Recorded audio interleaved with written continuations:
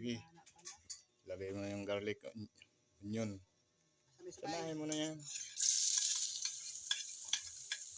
Konti naman ng oil.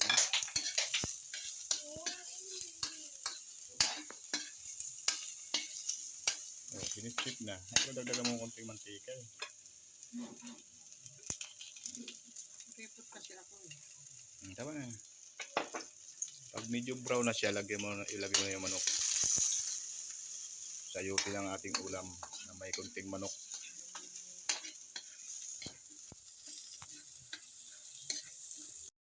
Ilagay mo na yung manok.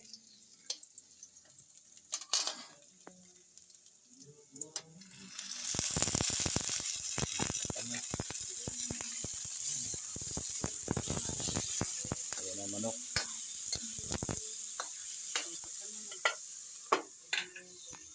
Ayan. Puro tayo nito, ano. Sige, ilagay mo na yung ano. Yan. O, haluin mo. May buo-buo pa pala. Patayin mo muna.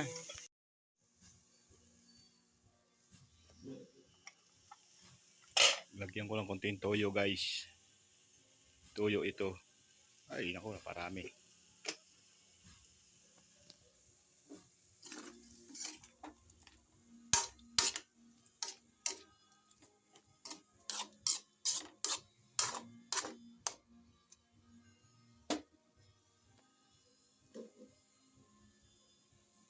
Tapos tubig.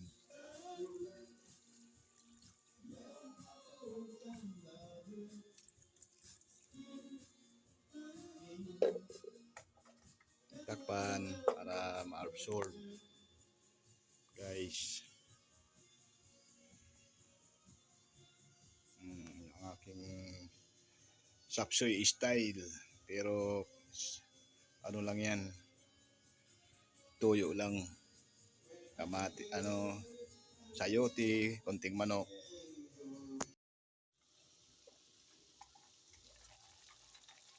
Ayan, lagyan ko ng aking palapot, guys. So kahit wala kayo cornstarch, kung may harina lang kayo, kanawin nyo.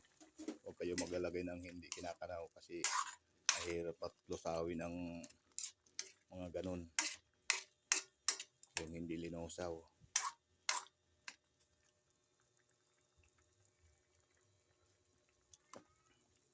Matabang pa, guys.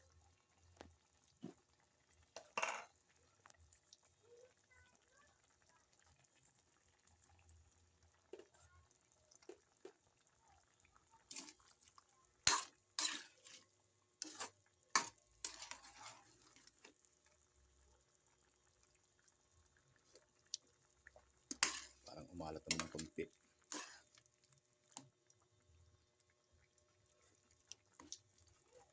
Okay lang.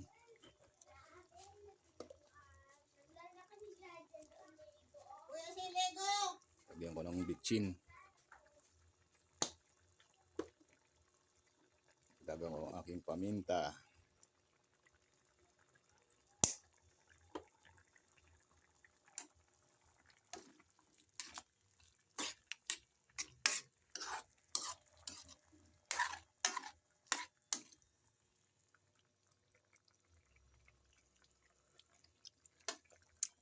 Okay na, guys. May na si Chef Noy, ulam na. Ulam na tipid.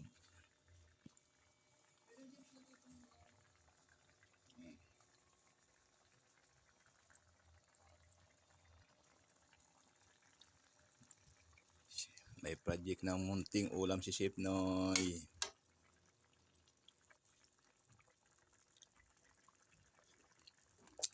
Wow.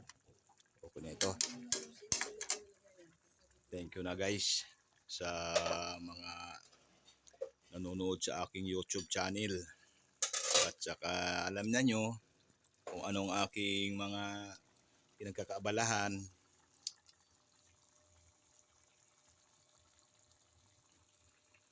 Sana tangkilikin po nyo. Thank you, guys. Yum, yum, yum. Mga guys, ito ulam na naman. Kaysa bibili ka ng mga bili-biling luto, mahal na, hindi mo masunod yung gusto mong lasa. Samantalang ganito, kahit na simpleng ulam, masarap. Kasi luto mo.